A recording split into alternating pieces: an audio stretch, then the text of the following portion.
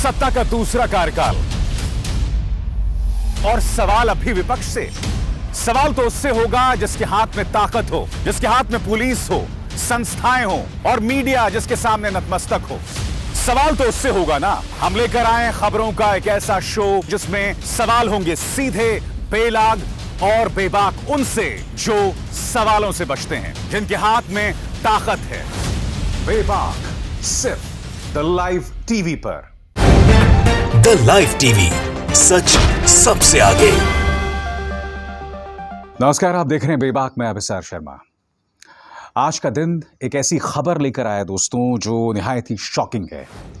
खबर आपकी स्क्रीन पर। जम्मू कश्मीर के पुंछ में हुई मुठभेड़ में सेना का अधिकारी और 4 जवान शहीद।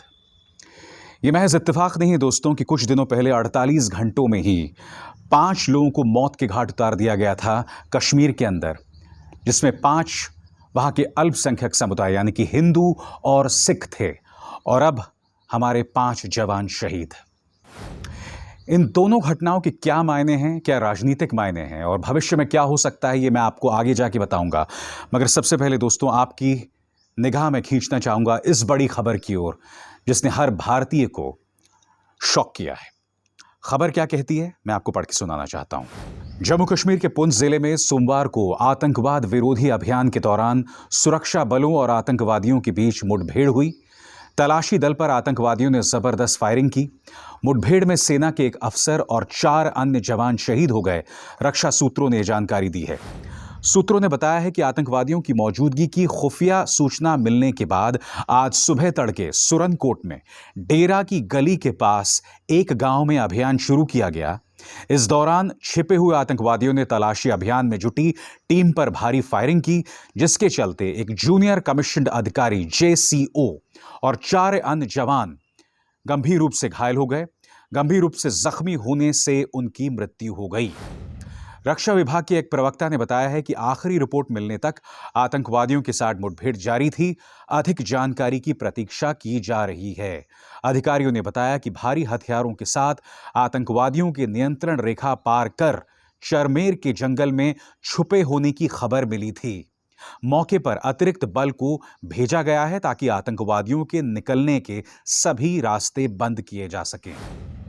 अगर आप इस खबर पर गौर करें दोस्तों तो इसकी एक पंक्ति मेरा ध्यान खींच रही है।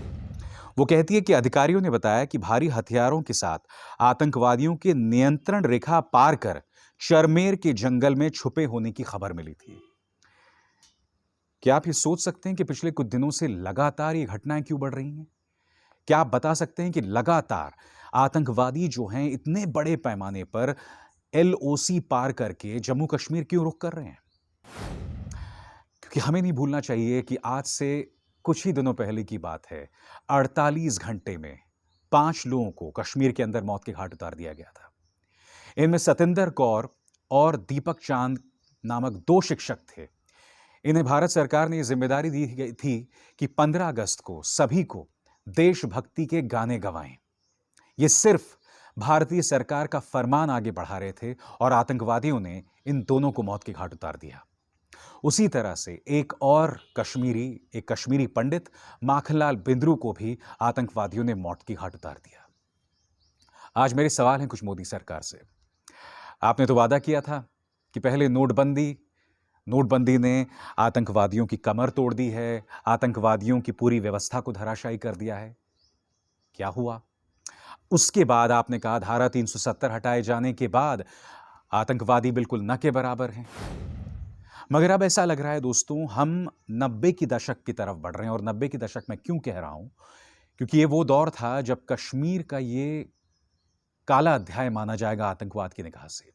ये वो दौर था जब भारी तादाद में हमारे कश्मीरी पंडित भाई बहन मजबूर हुए थे श्रीनगर से, कश्मीर से जम्मू का पलायन करने की ओर। इत्तेफाक देखिए, जब कश्मीरियों का बड़ा पलायन हुआ था उस वक्त सत्ता में VP सिंह थे बतौर प्रधानमंत्री। सत्ता में भागीदार थी BJP और उस वक्त जम्मू कश्मीर के गवर्नर थे जगमोहन। जी हां, जगमोहन, जो कि बाद में जाके BJP के नेता भी बने। और अब BBC की इस खबर के मुताबिक जैसे ही उन 5 लोगों को मौत के घाट उतार दिया जाता है, 2 चीजें सामने उभर कर आती हैं। पहली बात यह कि बड़ी पैमाने पर अल्पसंख्यक यानी कश्मीरी पंडित सिख अब कश्मीर से पलायन कर रहे हैं। यानी कि 90 के दशक के बाद अब जाकर ऐसा हो रहा है दोस्तों, अब जाके ऐसा हो रहा है। और ये बावजूद इसके दोस्तों कि इससे पहले भारतीय जनता पार्टी के प्रचार तंत्र ने देश को एक झूठ बताया था। और वो झूठ क्या था? वो झूठ इन्होंने ये कहा था कि एक अरसे के बाद जन्माष्टमी का पूजन हो रहा है श्रीनगर की ओर, जबकि ये काम 90 के दशक से अब तक श्रीनगर में लगातार होता आया था। कुछ 2-3 सालों को छोड़ के, जब आतंकवाद को लेकर हालात बहुत गंभीर थे, उन 2-3 सालों को हम छोड़ दें तो जन्माष्टमी का जो जश्न था या उसको लेकर जो तमाम फेस्टिविटीज थी, त्योहार के दौरान जो जश्न मनाए जाते थे, वो श्रीनगर में हमेशा मनाए जाते थे। मगर जैसे कि आप जानते हैं, बीजेपी की खासियत है प्रचार करना, काम नहीं करना मगर प्रचार जोरों से करना। तो ये प्रचार किया गया था कि देखिए साहब, हालात इतने अच्छे हो गए हैं श्रीनगर के अंदर कि जन्माष्टमी का जश्न मनाया जा रहा है। अब क्या हो रहा है मुझे बताइए ना। ये महज इत्तेफाक नहीं हो सकता दोस्तों कि पहले 5 आम नागरिकों को, जिसमें टीचर्स थे, उन्हें मौत के घाट उतारा जाता है और उसके बाद हमारे 5 सैनिकों को मौत के घाट उतार दिया जाता है, वो शहादत हासिल करते हैं। ये लोग ना सुरक्षा दे पा रहे हैं, मौत के बाद जो एक मृत्यु में इंसान को गरिमा देने की बात होती है वो तक नहीं दे पा रहे हैं, मगर प्रचार जोरों से होगा, प्रचार बहुत जोरों से होगा। और मैं बताता हूं इसका क्या प्रचार होने वाला है। क्योंकि 5 महीने बाद उत्तर प्रदेश में चुनाव है, मैं आपको दावे के साथ कह सकता हूं दोस्तों, कश्मीर में हालात जैसे जैसे बदतर होंगे, उत्तर प्रदेश के अंदर इनका जो चुनावी तापमान है, चुनावी पारा है, इसे लगातार बढ़ाया जाएगा। क्योंकि आप जानते हैं उत्तर प्रदेश में लॉ एंड ऑर्डर को लेकर आदित्यनाथ सरकार घेरे में है। लखीमपुर खीरी में जिस तरह से इन्होंने किसानों को रौंद दिया, उस बात को लेकर पश्चिमी उत्तर प्रदेश और पूर्वी उत्तर प्रदेश में किसानों में जबरदस्त नाराजगी है। अब इनके पास एक ही तरीका बचा है, यही कहा जाए 2 तरीके बचे हैं। पहला, हिंदू और मुसलमानों में किसी तरह से तनाव पैदा किया जाए, सांप्रदायिक जहर पैदा किया जाए। और दूसरा, कश्मीर में कुछ ऐसे हालात हों जिसका असर यहां उत्तर प्रदेश में हो। क्योंकि 2019 के लोकसभा चुनावों में क्या हुआ था दोस्तों? पुलवामा, हमारे 40 जवान शहीद हो गए थे। कायदे से वो एक ऐसी घटना थी जिसके आधार पर मोदी सरकार को चुनाव हार जाना चाहिए था, मगर इन्होंने अपने पालतू मीडिया चैनल्स के जरिए ये कहा कि साहब देखिए, पुलवामा को लेकर पहले तो तापमान बढ़ाया गया, शहादत को लेकर देश की जनता में एक किस्म का एक इमोशनल मायाजाल पैदा किया गया। उसके बाद कहा कि हमने बालाकोट में हमला करके उसका बदला ले लिया है, जबकि खुद वायुसेना प्रमुख कह रहे थे कि मेरे पास कोई प्रमाण नहीं है। और फिर इंटरनेशनल रिपोर्ट्स आई कि भारत ने जो बालाकोट के अंदर पेलोड गिराया था या जो हमला किया था, उससे वहां कोई नुकसान नहीं हुआ है। खुद हमारे वायुसेना प्रमुख कह रहे थे कि मेरे पास कोई प्रमाण नहीं है कि कितने आतंकवादी मारे गए हैं, मगर उसके जरिए इन्होंने जो प्रचार पैदा किया था अपने न्यूज चैनल्स के जरिए, इन्हें जीत हासिल हो गई। जबकि फ्रंटलाइन की ये रिपोर्ट कह रही थी कि पुलवामा के हमले से पहले 1 नहीं 2 नहीं बल्कि 1 दर्जन चेतावनियां मिली थी भारत सरकार को कि आतंकवादी हमारे सुरक्षा बलों पर हमला कर सकते हैं, आतंकवादी हमारे सुरक्षा बलों को मार सकते हैं। उन 11 की 11 चेतावनियों को इन्होंने खारिज कर दिया था, नजरअंदाज कर दिया था। और नतीजा आपके सामने है, हमारे 40 जवान मारे जाते हैं, उससे कोई सबक नहीं लिया जाता है। हां, सैनिक की शहादत का इन्होंने बेजा इस्तेमाल किया। याद है आपको प्रधानमंत्री नरेंद्र मोदी ने एक चुनावी रैली में किस तरह से पुलवामा के शहीदों पर शर्मनाक तरीके से वोट मांगे थे? याद कीजिए। मैं जरा कहना चाहता हूं मेरे फर्स्ट टाइम वोटरों को, क्या आपका पहला वोट पाकिस्तान के बालाकोट में एयर स्ट्राइक करने वाले वीर जवानों के नाम समर्पित हो सकता है क्या? दुख की बात यह दोस्तों कि प्रधानमंत्री नरेंद्र मोदी अपनी पुरानी बातें भूल जाते हैं। मैं आपको याद दिलाना चाहूंगा कि एक जमाने में इन्होंने यह कहा था कि उस देश में जय जवान क्या कहना जब जवान की अपनी सुरक्षा नहीं है। प्रधानमंत्री, आपका बयान था, अपने बयान को तो याद कर लीजिए। अब मेरे 5 जवान शहीद हो गए हैं, अपने बयान भी आप भूल गए। सुनिए प्रधानमंत्री ने क्या कहा था एक जमाने में। सेना का जवान अगर सुरक्षित नहीं है तो हम किस मुंह से जय जवान के नारे लगा रहे हैं। हकीकत ये दोस्तों, प्रधानमंत्री नरेंद्र मोदी के दावों को अभिसार शर्मा या कोई जो गिने चुने पत्रकार है वो एक्सपोज नहीं कर रहे हैं। प्रधानमंत्री के दावों को खुद उनके पुराने बयान एक्सपोज करते हैं। चाहे चीन को लेके उनका बयान हो, लाल आंख दिखाना चाहिए, चाहे प्राइवेटाइजेशन को लेकर इनका बयान हो, चाहे नौकरियों को लेकर इनका बयान हो, चाहे महिला सुरक्षा को लेकर इनका बयान हो। आज की तारीख में जो हालात हैं, प्रधानमंत्री के पुराने बयान खुद उन्हें एक्सपोज कर रहे हैं। सुना ना आपने उन्होंने क्या कहा सैनिकों के बारे में। अब क्या हो रहा है आप मुझे बताइए। मगर मुझे खुशी इस बात की है दोस्तों कि आम इंसान जो है वो इन आतंकवादियों के सामने झुकेगा नहीं। माखनलाल बिंद्रू की बेटी डॉक्टर समृद्धि बिंद्रू, उन्होंने कहा कि आप मेरे चेहरे को देखिए, आपको मेरे इस चेहरे में डर दिखाई देता है क्या? देखिए किस बेबाकी से उन्होंने आतंकवादियों को करारा जवाब दिया। मैं चाहूंगा आप इस बहादुर बेटी की बात सुनिए। Makhalnal Bindru will be alive in the spirit and Mr. who shot my father dead while he was working. If you have the guts and courage, come in front and have a debate, have a face-to-face debate with us. Then we'll see what you are. जब एक word भी बोलना नहीं आएगा ना, करके ऐसे बैठ जाओगे ना, तब समझ आएगा सिर्फ पत्थर ही मार सकते हो और पीछे से गोलियां ही चला सकते हो तुम लोग। क्या करोगे? एक शरीर उड़ा दिया ना तुमने। उस शरीर ने जिनको पैदा किया है ना, वो मैं हूँ।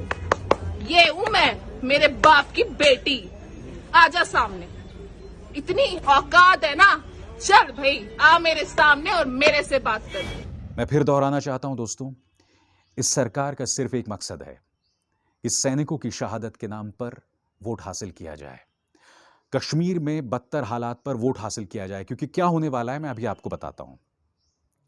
कश्मीर में जैसे जैसे हालात खराब होंगे, जैसे जैसे आम इंसान, पंडितों, अल्पसंख्यकों पर हमले होंगे, जैसे जैसे हमारे सैनिक, हमारे मिलिट्री एस्टैब्लिशमेंट निशाने पर आएंगे, ये लोग उत्तर प्रदेश और उत्तराखंड में उसका तापमान बढ़ाएंगे, कश्मीरियों को बदनाम करेंगे, कश्मीरियों को टारगेट करेंगे।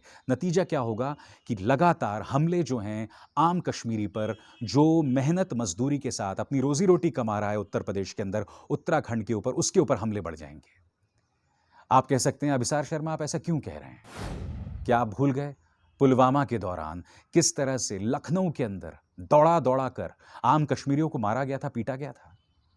किस तरह से हॉस्टल्स में, कॉलेजेस में पढ़ने वाले कश्मीरियों पर हमला किया गया था? ये सब तमाम चीजें हुई थी।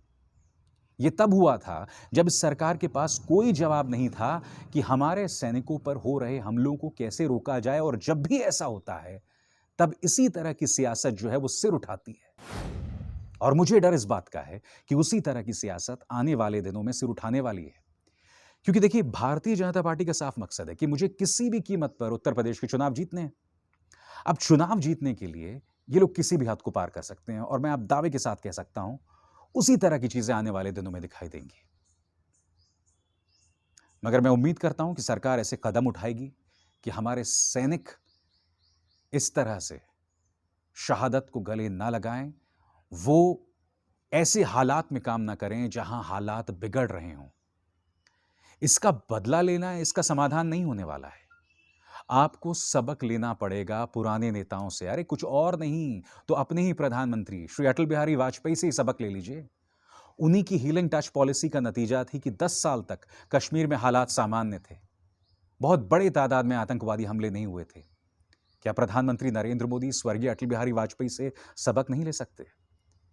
या फिर क्या कश्मीर का इस्तेमाल आप लोग सिर्फ प्राइम टाइम में कश्मीरियों के खिलाफ जहर उगलने और अपनी, जिसे कहते हैं ना कि वोट्स हासिल करने के लिए आप इस्तेमाल करेंगे?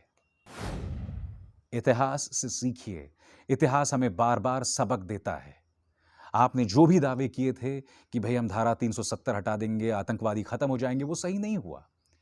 आपने कहा था नोटबंदी कर देंगे, आतंकवाद खत्म हो जाएगा, वो सही नहीं हुआ।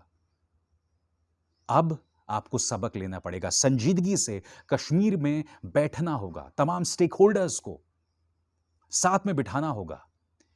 क्योंकि धारा 370 हटाकर आपने क्या कर दिया? धारा 370 आपने जैसे ही हटाया, जो पृथकतावादी कश्मीरी नेता थे, वो तो खैर भारत के समर्थन में थे ही नहीं।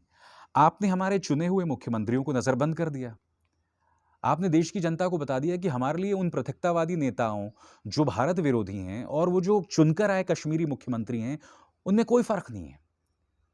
जबकि अब भी वो प्रो इंडिया हैं, चाहे उमर अब्दुल्ला की बात हो, चाहे फारूक अब्दुल्ला की बात हो, चाहे सैफुद्दीन सोज की बात हो।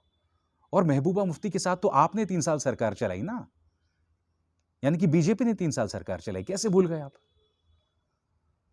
इसलिए सोच समझकर बदला लेना, एलओसी पार करके सर्जिकल स्ट्राइक करना, ठीक है, वो तमाम चीजें हैं, उस बदले की कामना हर भारतीय करता है, मगर समाधान दूरगामी होना चाहिए, जिसमें आप आम कश्मीरी को उसमें शामिल करें। जब तक आप कश्मीरी को विश्वास में नहीं लेंगे, तब तक आप किसी भी समाधान की उम्मीद नहीं कर सकते हैं। समाधान एक लंबा रास्ता है, आज से उसकी शुरुआत कीजिए। बंद कीजिए कश्मीर के नाम पर सियासत करना, बंद कीजिए प्राइम टाइम पर कश्मीरियों को गाली दे देकर उत्तर प्रदेश में वोट हासिल करने का अपना यह ड्रामा।